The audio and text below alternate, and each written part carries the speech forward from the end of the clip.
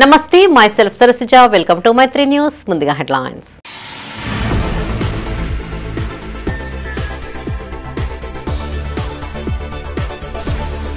ఆడబిడ్డలకు కాంగ్రెస్ అండగా నిలుస్తోందన్న మంత్రి పొన్నం మహిళలకు వడ్డీ లేని రుణాల చెక్కుల అందజేత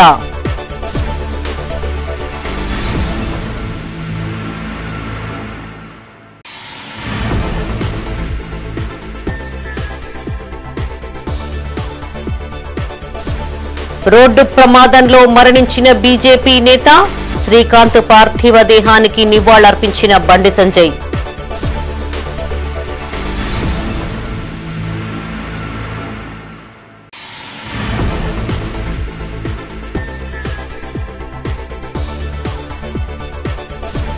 గుంపుల చెక్ డ్యాం కూల్చివేతపై రాజకీయం కాంగ్రెస్ బీఆర్ఎస్ ఒకరిపై ఒకరు నిందారోపణలు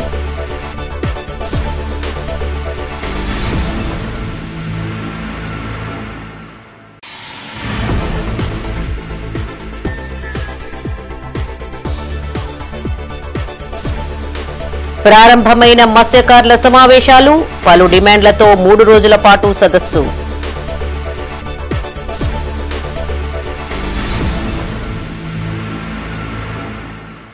ఇక వార్తల్లోని వివరాలు ఆడబిడ్డల అభ్యున్నతే లక్ష్యంగా కాంగ్రెస్ పనిచేస్తోందని రాష్ట్ర బీసీ సంక్షేమ రవాణా శాఖ మంత్రి పొన్నం ప్రభాకర్ అన్నారు.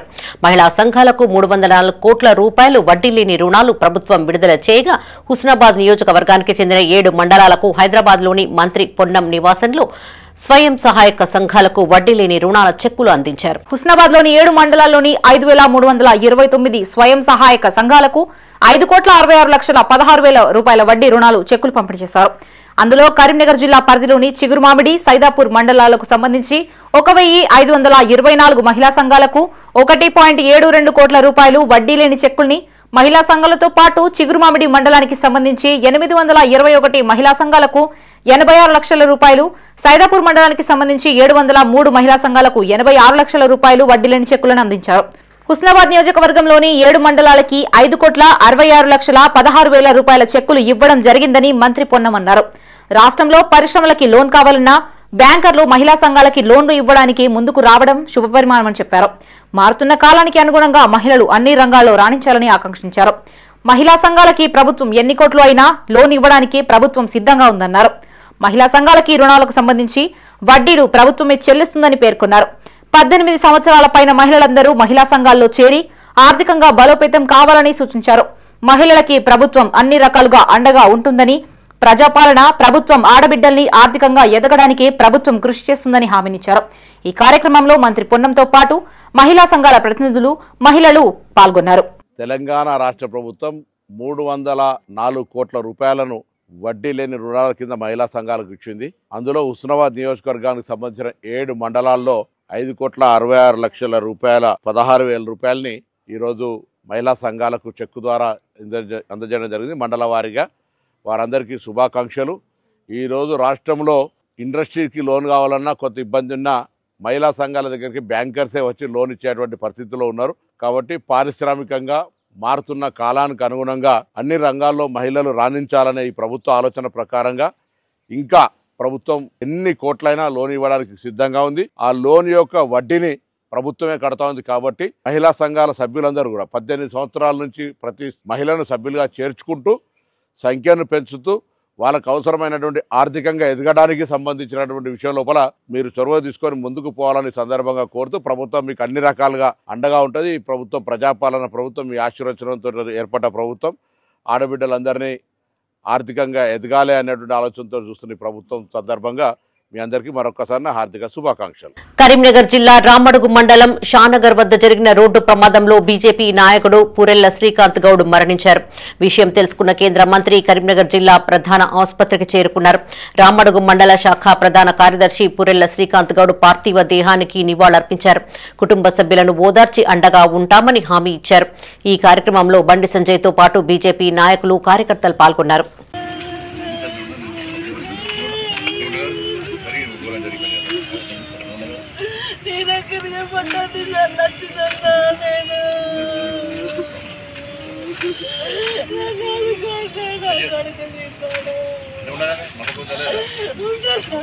ఏదో దేశయ్యా ధైర్యం ఉండాలి. పిల్లడు పాప ధైర్యం ఉండాలి. ధైర్యం ఉండడం ధైర్యం ఉండాలి.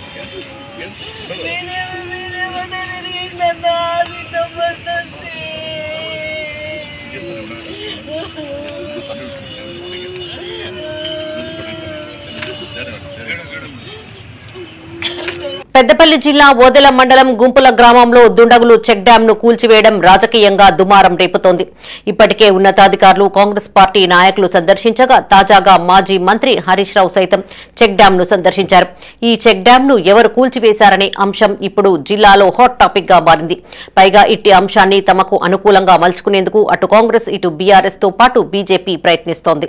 ఓదెల మండలం గుంపు గ్రామం వద్ద కొన్నేళ్ల క్రితం 31 కోట్ల రూపాయలతో మానేరు నదిపై నిర్మించిన ఆనకట్టని గుర్తు తెలియని దుండగులు డీనేటర్లతో పేల్చివేశారు.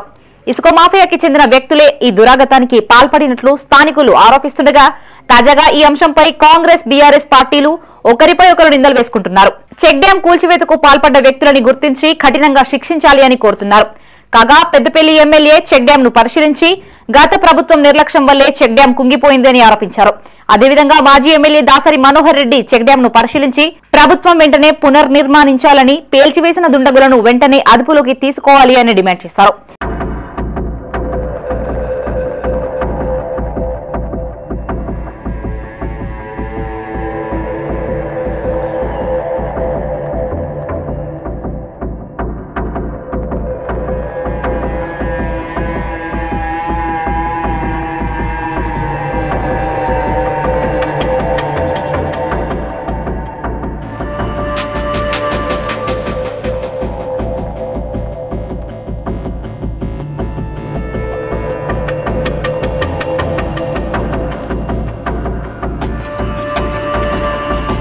ఇక ఈ ఘటనని పోలీసులు సైతం సవాల్గా స్వీకరించారు.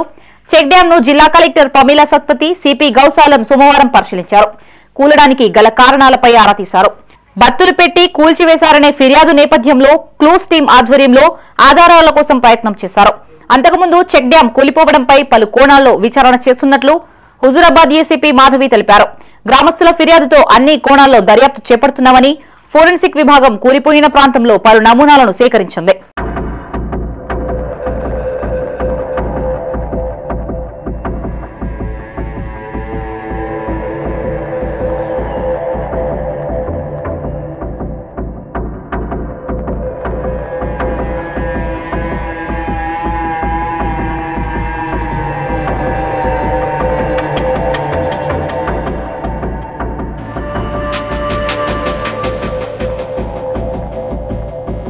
ఇదిలా ఉండగా తాజాగా మాజీ మంత్రి హరీష్ రావు ఎమ్మెల్యేలతో కలిసి గుంపుల చెక్ డ్యాం ను సందర్శించారు. బీఆర్ఎస్ హయాంలో 24 కోట్ల రూపాయలతో నిర్మిస్తే కాంగ్రెస్ కూల్చివేసిందని మంత్రి హరీష్ రావు ఆరోపించారు. చెరువుల పేల్చివేత కాంగ్రెస్ కు నిత్యకృతమయ్యింది అని తెలిపారు. గతంలో హుస్సేనియా వాగుతో పాటు నిర్మల్ జిల్లా స్వర్ణాబాద్ లో చెక్ డ్యాంలను సైతం పేల్చివేశారని ఆరోపించారు. ఇసుకకు అడ్డంకిగా మారింది అనే ఉద్దేశంతో డ్యాం ను జిలెటిన్ స్టిక్స్ తో పేల్చివేశారని తెలిపారు. హైదరాబాద్ లో పేదల ఇండ్లు కూల్చివేస్తున్నారని, కూల్చివేతలే తప్ప కట్టడం ఉండదా అని ప్రశ్నించారు. కేసీఆర్ కడితే రేవంత్ రెడ్డి కూల్చుతున్నారని చెప్పారు. ఈ డ్యాం ను నిర్మించింది మంత్రి పొంగులేటి శ్రీనివాస్ రెడ్డికి చెందిన రాఘవ కంపెనీయేనని, ఫ్యూచర్ సిటీని సైతం ఇదే కంపెనీకి అప్పగించారని తెలిపారు. మేడిగడ్డ ప్రాజెక్టుని సైతం జిలెటిన్ స్టిక్స్ తో ఆనాడు కాంగ్రెస్ కూల్చివేశారని అనుమానం కలుగుతుంది అని ఆరోపించారు. వచ్చే వేసవిలోపు చెక్ డ్యాం ను నిర్మించాలి అని డిమాండ్ చేశారు. రెడ్డి గారు మాటలు చెప్పుడు కాదు, నువ్వు 12 లక్షల ఎకరాలకు నీళ్లు ఇస్తాను 2 ఏళ్లలో. ఎక్కడిచ్చినవా? ఒక ఎకరానికి చూపి నాకు. యాడ ఒక చెరువు కట్టినావా? ఒక ప్రాజెక్టు పూర్తి చేసినావా? ఒక చెక్ డ్యామ్ కట్టినావా? కనీసం ల్యాండ్ అక్విజిషన్ కు 1 రూపాయి ఇస్తలేవు. కట్టిన ఇల్లు పెట్టిన పొయ్యోలే మల్లన్న సాగర్, రంగనాయక్ సాగర్, కొండపోచమ్మ సాగర్, బస్వాపూర్, ఇవన్నీ రిజర్వాయర్లు ఉన్నాయి. హైదరాబాద్ లోనేమో పేదల ఇండ్లు కూలుస్తారు, ఇక్కడేమో రైతులకు ఉపయోగపడే చెక్ డ్యాములు కూలుస్తారు. అంటే మీ ప్రభుత్వం కూల్చివేతలే తప్ప కట్టుడు ఉన్నదా? హైదరాబాద్ లో హైడ్రా పేరిట పేదల ఇండ్లను విధ్వంసం చేస్తా ఉన్నారు. ఇవాళ ఇసుక మాఫియా అటు నిర్మల్లో, ఇటు పెద్దపల్లి జిల్లాలో, ఇటు కరీంనగర్ జిల్లాలో, అటు చెన్నూరులో, మంచిర్యాల జిల్లాలో చెక్ డ్యాంలు, చెరువులు విధ్వంసం చేస్తా ఉన్నారు. కేసీఆర్ గారు కట్టుడు, రేవంత్ రెడ్డి కూలగొట్టుడు. ఇదేనా? జమ్మికుంట మండలం తనుకుల గ్రామ శివారులో కుంగిన చెక్ డ్యాం ను పరిశీలించేందుకు వెళుతున్న మాజీ మంత్రి హరీష్ రావుకు కరీంనగర్ జిల్లాలో ఘన స్వాగతం లభించింది. తిమ్మాపూర్ మండలం అలుగునూరు వద్ద భారీ కాన్వాయ్తో జిల్లా బీఆర్ఎస్ అధ్యక్షులు జీవీ రామకృష్ణారావు, మాజీ మంత్రి ఎమ్మెల్యే గంగుల కమలాకర్, మాజీ ఎమ్మెల్యేలు రసమయ్య బాలకిషన్, సుంకె రవిశంకర్, బీఆర్ఎస్ నాయకులు, మండల అధ్యక్షులు రావుల రమేష్, రాష్ట్ర నాయకులు కేతిరెడ్డి దేవేందర్ రెడ్డి, నాయని వెంకట్రెడ్డి, పాశం అశోక్ రెడ్డి, పొన్నాల సంపత్, మాతగే లక్ష్మణ్, మడుపు శ్రీనివాసరెడ్డి పాల్గొన్నారు.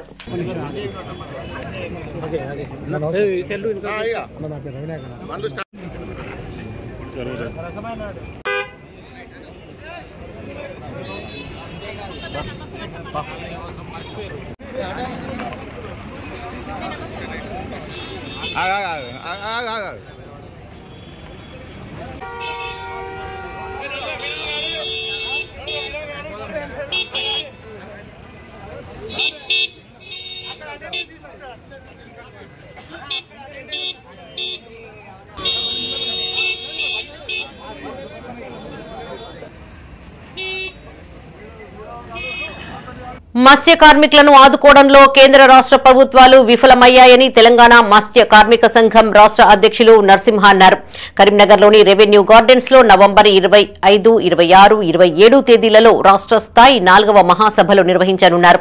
మొదట తెలంగాణ చౌక్ నుండి కలెక్టరేట్ వరకు ర్యాలీ చేపట్టారు. మహాసభకు వేలాది మంది తరలివచ్చారు. అఖిల భారత జాతీయ కార్యదర్శి మత్స్యకారులు స్టాండ్ లీతో పాటు మాజీ చైర్మన్ చేతి ధర్మయ్య, అంబటి వెంకన్న ముఖ్య అతిథిగా హాజరయ్యారని చెప్పారు. కార్పొరేషన్ కు 5,000 కోట్ల రూపాయల నిధులు విడుదల చేయాలని డిమాండ్ చేశారు. మరణించిన మత్స్య కార్మికులకు 25 లక్షల ఎక్స్గ్రేషియా అందించాలని కోరారు. హైడ్రాను విస్తరించి చెరువులు, కుంటలను కబ్జా కాకుండా రక్షించాలని కోరారు. ఈ కార్యక్రమంలో రాష్ట్ర అధ్యక్షులు నరసింహ, ప్రధాన కార్యదర్శి లెల్లెల్ల బాలకృష్ణ, మాజీ చైర్మన్ చేతి ధర్మయ్య, మత్స్య కార్మిక సంఘం నాయకులు, సభ్యులు పాల్గొన్నారు. రాష్ట్ర 4వ మహాసభలు తెలంగాణ ఉద్యమ కేంద్రం కరీంనగర్ పట్టణంలో ఈరోజు ఘనంగా నిర్వహించుకుంటున్నాం. పెద్ద ఎత్తున గీతాభవన్ చౌరస్తా, తెలంగాణ చౌరస్తా నుంచి, గీతాభవన్ చౌరస్తా నుంచి వందలాది మంది మత్స్యకారులం ప్రదర్శనగా వెళ్ళి ఈరోజు కలెక్టరేట్ ఎదురుగా రెవెన్యూ గార్డెన్స్లో మహాసభ జరుపుకుంటున్నాం. తెలంగాణ రాష్ట్ర వ్యాప్తంగా ఉన్నటువంటి మత్స్యకారులు సమస్యల్ని పరిష్కరించాలని చెప్పేసి మా సంఘం గత 25 ఏళ్ల సంధి ఆవిర్భవించినప్పటి నుంచి నేటి వరకు అనేక రకాల ఉద్యమాలు చేస్తూ ఈ మత్స్యకారుల సమస్యలపైన ప్రభుత్వాల మెడలు వంచి కొన్ని సాధించుకున్నట్టు పరిస్థితుంది. అదేవిధంగా మళ్ళీ 3 సంవత్సరాల కాలంలో భవిష్యత్తులో కార్యక్రమాలు చేయడం కోసం, కార్యాచరణ రూపొందించడం కోసం ఈ కరీంనగర్ గడ్డ మీద మళ్ళీ రాష్ట్ర 4వ మహాసభలను ఇక్కడ జరుపుతూ ఉన్నాం. కాబట్టి ప్రభుత్వాలకు సంబంధించినటువంటిది మేము ప్రభుత్వాన్ని ప్రధానంగా డిమాండ్ చేస్తూ ఉన్నాం. మత్స్యకారులను సమస్యలు పరిష్కరించేదంట కానీ, మత్స్యకారుల గురించి మాట్లాడేదంట కానీ కేంద్ర రాష్ట్ర ప్రభుత్వాలు విఫలమైనవి. అందుకనే ఈ మహాసభ ద్వారా ప్రభుత్వాలను కోరుతా ఉన్నాం. 5,000 కోట్ల రూపాయల బడ్జెట్ ని వచ్చే బడ్జెట్ లో ఈ మత్స్యకారుల కరీంనగర్ శివార్లోని ముగ్దుపూర్ గ్రామంలోని ఇటుక బట్టీల్లో ఇటీవల ఒడిశాకు చెందిన కార్మికుడు సూరజ్ కుంబార్ అనుమానాస్పద స్థితిలో మృతి చెందగా పోలీసులు నిందితుడిని పట్టుకుని రిమాండ్కు తరలించారు. నగరంలోని రూరల్ పోలీస్ స్టేషన్లో సీఐ నిరంజన్ రెడ్డి మీడియాతో మాట్లాడారు. ఒడిశా జర్సుగూడ జిల్లాకు చెందిన సూరజ్ కుంబార్ దుర్గా గాడియా అనే వ్యక్తితో కలిసి కొన్ని రోజుల కిందట ముగ్దుంపూర్ గ్రామంలోని ఇటుకబట్టిలో పనిచేసేందుకు వచ్చాడని సీఐ నిరంజన్ రెడ్డి తెలిపారు. దుర్గగాడియా అదే ఇటుకబట్టిలో పనిచేస్తున్న ఒక మహిళతో చనువుగా ఉండడాన్ని సూరజ్ కుమార్ గమనించాడని చెప్పారు. గమనిస్తున్నాడని తెలుసుకున్న దుర్గాగాడియా అతడిపై కోపం పెంచుకుని హత్య చేసేందుకు నిర్ణయించుకుని నవంబర్ 8న అర్ధరాత్రి సూరజ్ కుమార్ ఉన్న గదిలోకి వెళ్లి ఛాతీ, కడుపు, పొత్తి కడుపులో బలంగా తన్నడంతో స్పృహ తప్పి పడిపోగా అక్కడే వదిలేసి వెళ్లిపోయాడని తెలిపారు. అప్పటికే మరణించగా సూరత్ ను ఎవరో చంపి ఉంటారని ఒడిశా పోలీసులకి కుటుంబ సభ్యులు ఫిర్యాదు చేశారు. మృతదేహాన్ని పోస్టుమార్టం చేయించగా శరీరం లోపలి భాగంలో బలమైన గాయాలు తగిలి చనిపోయినట్లుగా నిర్ధారించారు. కరీంనగర్ రూరల్ పోలీసులు ఇక్కడ కేసు నమోదు చేసి విచారణ జరపగా దుర్గాగాడియాని హత్య చేశాడని వెల్లడైంది. దుర్గాగాడియాని బొమ్మకల్ గ్రామంలోని గుంటూరుపల్లి వద్ద పోలీసులు అదుపులోకి తీసుకున్నారు. విచారించగా తాను కొట్టిన దెబ్బలతో సూరజ్ చనిపోయినట్లు దుర్గాగాడియా నేరం ఒప్పుకున్నాడు.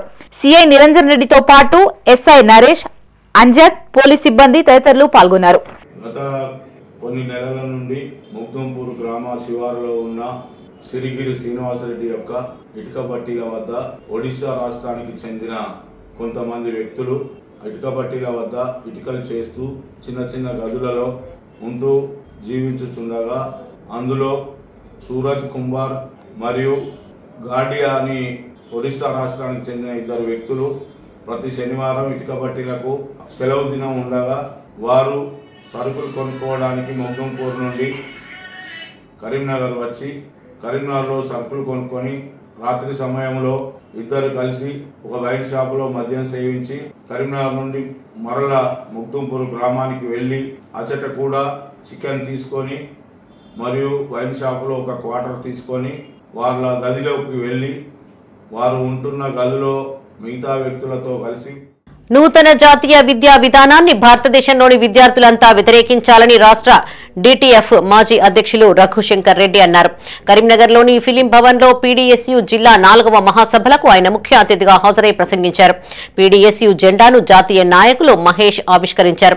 కేంద్ర రాష్ట్ర ప్రభుత్వాల నిర్లక్ష్యంతో దేశంలో విద్య పూర్తిగా సంక్షోభంలోకి నెట్టివేయబడిందని పలువురు నాయకులు ఆరోపించారు. మెరుగైన సమాజం కేవలం విద్య ద్వారానే సాధ్యపడుతుందని చెప్పారు. అలాంటి విద్య పట్ల కేంద్ర రాష్ట్ర ప్రభుత్వాలు నిర్లక్ష్యం వహిస్తున్నాయని మండిపడ్డారు. డిసెంబర్ 10, 11, 12 తేదీలలో వరంగల్ జిల్లాలో రాష్ట్ర మహాసభలను విజయవంతం చేయాలని కోరారు. ఈ కార్యక్రమంలో రఘుశంకర్ రెడ్డి, పీడీఎస్యూ జాతీయ నాయకులు మహేష్, రాష్ట్ర అధ్యక్షుడు శ్రీకాంత్, రాష్ట్ర ప్రధాన కార్యదర్శి పుడపంగి నాగరాజు, జిల్లా ప్రధాన కార్యదర్శి కూతాటి రాణా ప్రతాప్, జిల్లా నాయకులు రమేష్, అజయ్, రాకేష్, అస్లాం, హర్షవర్ధన్ పాల్గొన్నారు. మీరు వచ్చినటువంటి 200-300 మంది విద్యార్థులు మీ ప్రశ్న ఏమై ఉంటుంది, ఎందుకోసం ఈ కార్యక్రమాన్ని మనం నడపాలనుకుంటున్నాం అంటే మాకు మంచి విద్య కావాలి, మాకు నాణ్యమైన విద్య కావాలి, ఒక సమానమైన విద్య కావాలి. అంటే ఈ రాష్ట్రంలో ఉన్నటువంటి ప్రజలందరికీ కూడా ఒక education for all, equitable education and also quality education. అందరికీ విద్య, సమాన విద్య, నాణ్యమైన విద్య. మరి రాష్ట్రంలో అందరికీ విద్య, సమాన విద్య, నాణ్యమైన విద్య లభ్యం కావడం లేదా? బీసీలకు 42% రిజర్వేషన్ అమలు చేసిన తర్వాతనే స్థానిక సంస్థల ఎన్నికలు నిర్వహించాలని రాష్ట్రీయ లోక్ దళ్ అధ్యక్షులు మాజీ ఎమ్మెల్సీ కపిలవాయి దిలీప్ కుమార్ అన్నారు. నగరంలోని ఓ ప్రైవేట్ హోటల్లో ఆయన మీడియాతో మాట్లాడారు.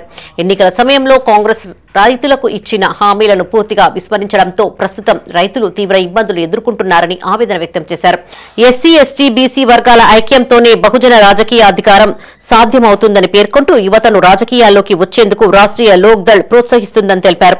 రాబోయే ఎన్నికల్లో యువతకు అధిక శాతం సీట్లను కేటాయించి అవినీతి రహిత సమాజ నిర్మాణానికి పార్టీ కట్టుబడి ఉందని స్పష్టం చేశారు. ఈ సమావేశంలో ఆయా జిల్లాల అధ్యక్ష కార్యదర్శులు బియ్యాల కృష్ణ, గౌర బీరప్ప, మెడకం ప్రసాద దొర, రిషబ్, నరసింహారావు, బుల్లెట్ వెంకన్న, కళా బృందం నాయకులు పాల్గొన్నారు. రాష్ట్రీయ లోక్ దళ్ అనేది ఇవరకు 2012 to 2014 ఇక్కడ స్థానిక సంస్థ ఎమ్మెల్యే అభ్యర్థులు 100% ఎస్సీ, ఎస్టీ, బీసీలకు సీట్లు ఇచ్చాం. అదే నేపథ్యంలో ఇటీవల కాలంలో టీఆర్ఎస్ కానీ 10 ఏళ్లలో తర్వాత పరిపాలిస్తున్నట్టు కాంగ్రెస్ కానీ తెలంగాణ ఆకాంక్షలను తుంగలోకి దొక్కడం వల్ల తిరిగి ఈ పార్టీని రివైవ్ చేయాల్సి వచ్చింది.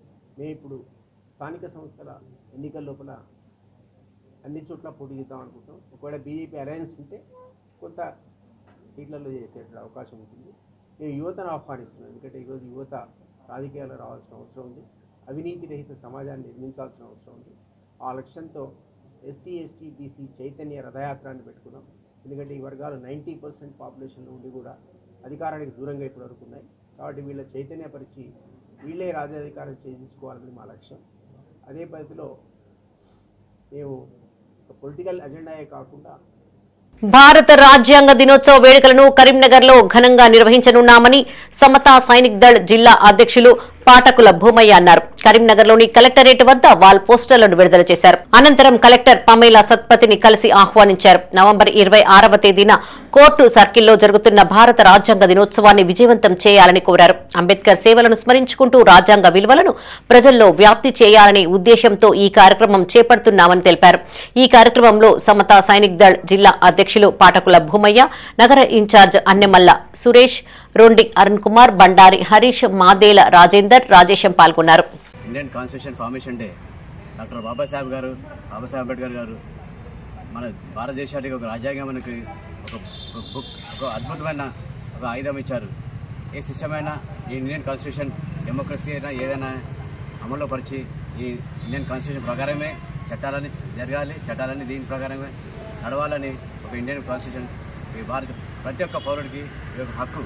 కాబట్టి రేపు నవంబర్ 26 మన అంబేద్కర్ సర్కిల్, కోర్ట్ చౌరస్తా సర్కిల్లో ఇండియన్ 76వ కాన్స్టిట్యూషన్ డే ఫార్మేషన్ డే జరుపుకుంటాం కాబట్టి ప్రజలందరూ పార్టీలకు అతీతంగా అందరూ హాజరై ఆయన యొక్క గొప్పతనం, ఈ ఇండియన్ కాన్స్టిట్యూషన్ యొక్క గొప్పతనం తెలుసుకొని మనమందరం ముందుకెళ్లాలని ఈరోజు సమత సైనిక దళ తరఫున ఈరోజు కలెక్టర్ దృష్టికి తీసుకెళ్ళాం, కమిషనర్ గారికి వాళ్ళందరూ ఆహ్వానించాం.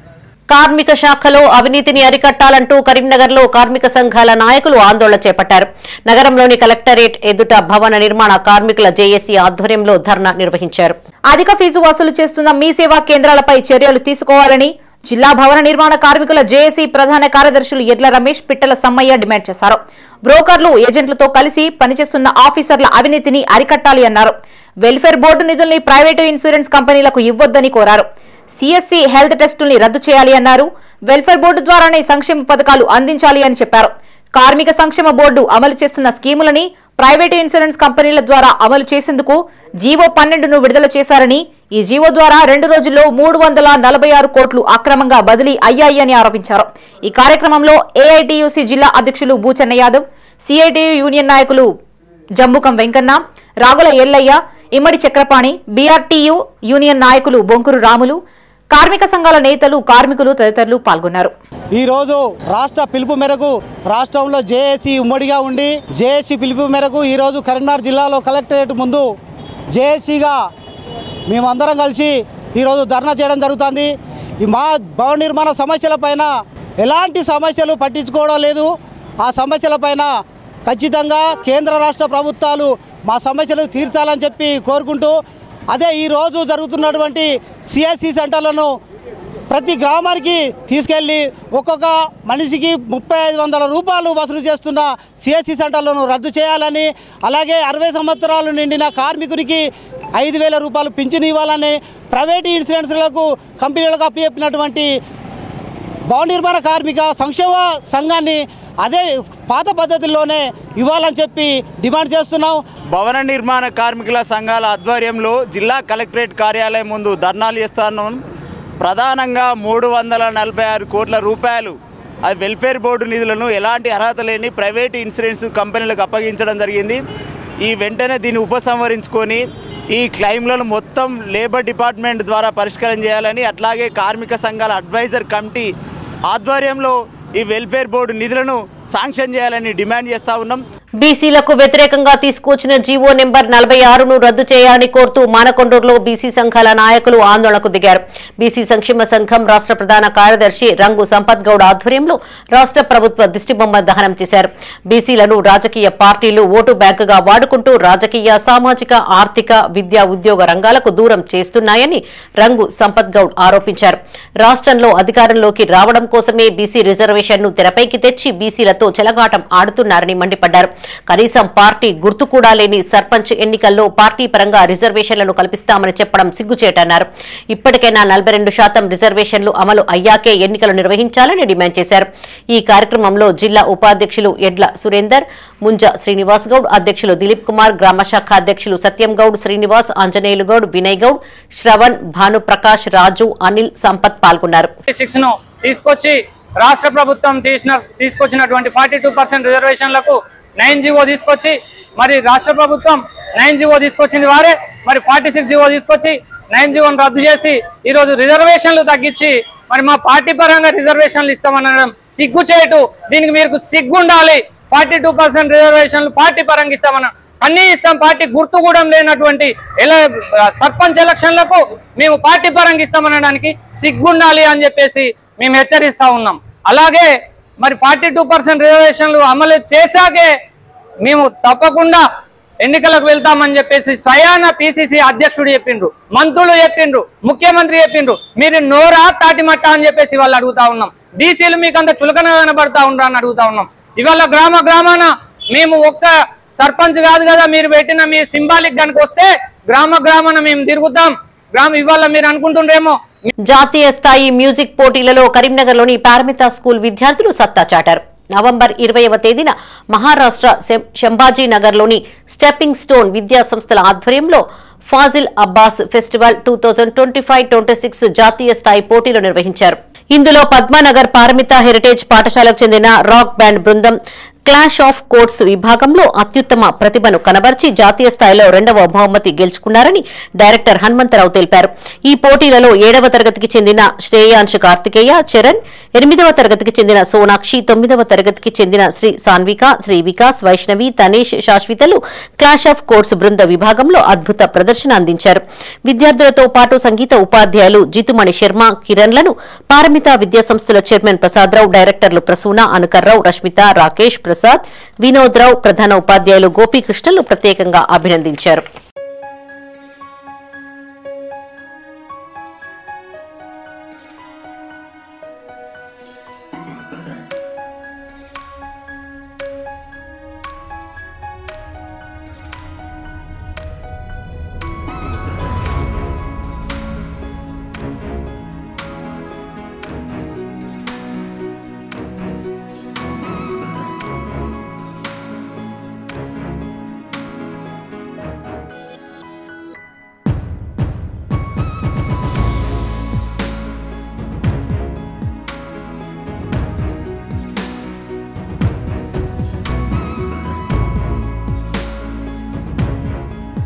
బ్రహ్మంగారి వారసులు 8వ తరం వంశస్థులైన లక్ష్మీ బ్రహ్మరాంబిక వీరభద్రస్వామి దంపతులు కరీంనగర్లో పర్యటించారు. కరీంనగర్ జిల్లాలోని పలు ఆధ్యాత్మిక కార్యక్రమాలలో పాల్గొన్నారు. బ్రహ్మంగారి గానసుధ పాట నిర్మాత కాయితోజు శ్రీలత పవన్ కుమార్ ఆహ్వానం మేరకు మారుతీనగర్లోని స్వగృహానికి విచ్చేశారు. అనంతరం ఏర్పాటు చేసిన ప్రవచన కార్యక్రమంలో పాల్గొని ప్రవచనం చేశారు. మొదట వీరభద్రస్వామి దంపతులకు పాదపూజ కార్యక్రమం చేశారు. అనంతరం స్వామివారు భక్తులకు బ్రహ్మంగారి కాలజ్ఞాన తత్వములు వినిపించారు. కరీంనగర్ కు రావడం చాలా ఆనందంగా ఉందని తెలిపారు. కరీంనగర్ విశ్వకర్మల ఆప్యాయత పలకరింపులు ఎంతో సంతోషాన్ని కలిగించాయని అన్నారు. ముడుపు వెంకటప్ప ఉత్సాహమయ్యేను, ముడుపులు తిరుమలకు నడిచేను మాం, కడప వద్ద ఉన్న కమలాపురములో కప్పకోడి కూత కూసేనిమా. ఈరోజు మేము బ్రహ్మంగారి గానసుధ చేసినప్పుడు మా గురువు గారు మరియు మాత గారు ఆశీర్వాదంతో ఇంత పబ్లిసిటీ జరగడం, మరియు ఈరోజు మా గురువు గారు ఆ పాట ఎవరైతే చేశారో వారిని ఆ సతీ సమేతంగా వచ్చి మిమ్మల్ని ఆశీర్వదిస్తా అన్నారు. ఆ మహాభాగ్యాన్ని మాకు అందించిన మీ గురుగారికి ప్రత్యేక ధన్యవాదాలు తెలియజేస్తూ, స్వాముల వారు రచించిన వాటిలో అన్నిటికన్నా ప్రధానమైనది కాలజ్ఞానం. భూత భవిష్యత్తు వర్తమానాలు తెలిపే కాలజ్ఞానం, జరిగేది జరగబోయి జరుగుతున్నది మహనీయుడు ఈనాడు జగద్గురు శ్రీమద్ విరాట్ పోతులూరు వీరబ్రహ్మేంద్ర స్వాముల వారు రచించిన కాలజ్ఞానమే.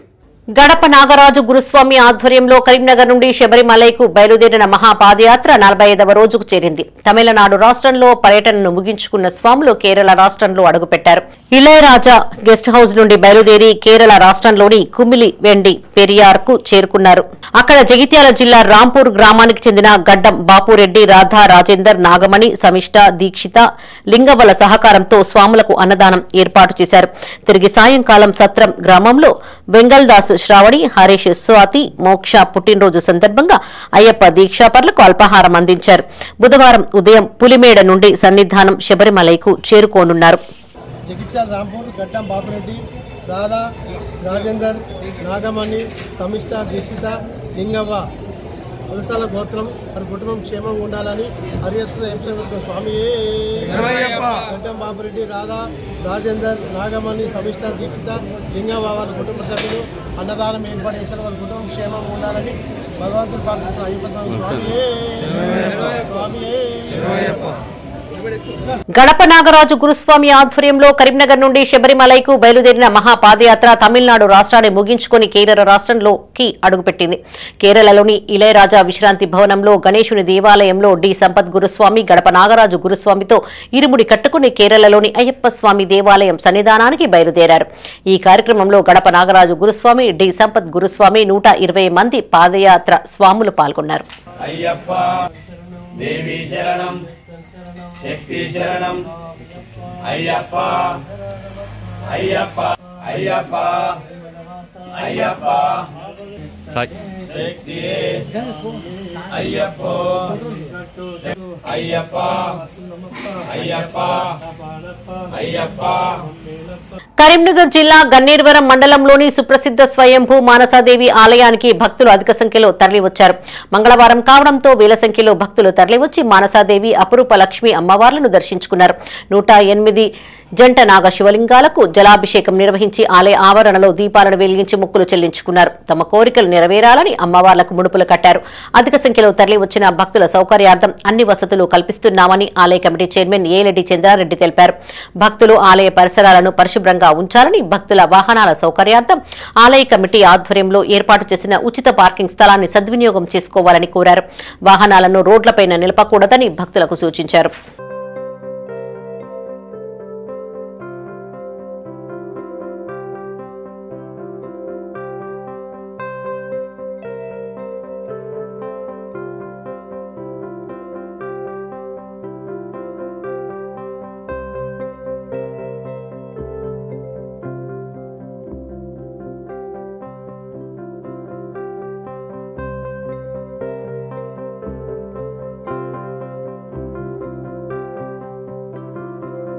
కరీంనగర్ జిల్లా తిమ్మాపూర్ మండలంలోని Vageshwari college of engineering CSC విభాగం ఆధ్వర్యంలో ఆవిష్కార్ పేరిట ఫ్రెషర్స్ డే వేడుకలు ఘనంగా నిర్వహించారు.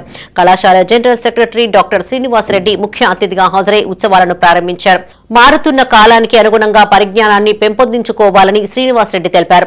ప్రస్తుతం ఏఐ సాంకేతికతతో విద్య, వైద్య వివిధ రంగాలలో పెనుమార్పులు వస్తున్నాయని చెప్పారు. అనంతరం విద్యార్థులు తమ ఆటపాటలతో అలరించారు.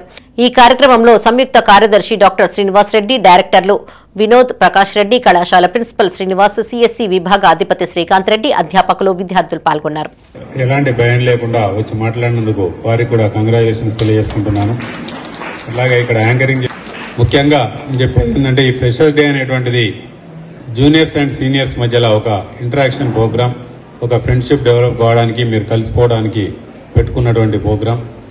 ముఖ్యంగా సీనియర్స్ అందరూ కూడా జూనియర్స్కి మంచి సలహాలు ఇస్తూ వాళ్ళ కెరీర్ డెవలప్ అయ్యే విధంగా సలహాలు ఇవ్వవలసిందిగా కోరుకుంటున్నాను. ఇవి ఈ బులెటిన్ విశేషాలు. మరిన్ని తాజా వార్తలతో మరో బులెటిన్లో మళ్ళీ కలుసుకుందాం. అప్డేట్స్ కోసం చూస్తూనే ఉండండి మైత్రి న్యూస్. మేము లోకల్, మాడ్డా, కరీంనగర్. Sign out, Sarasija.